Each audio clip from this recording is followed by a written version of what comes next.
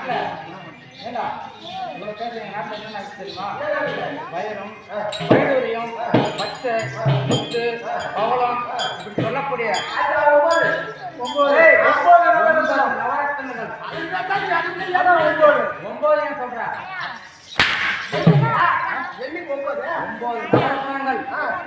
அப்படி என்றால்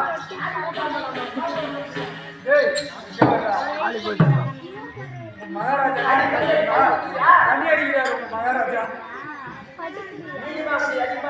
அப்படி எங்க நாட்டுல அத்தனை நவரத்னங்களும் கற்களும் செல்வங்களும் எனக்கு வாரி வழங்க நாங்கள் தயாரா இருக்கிறோம்.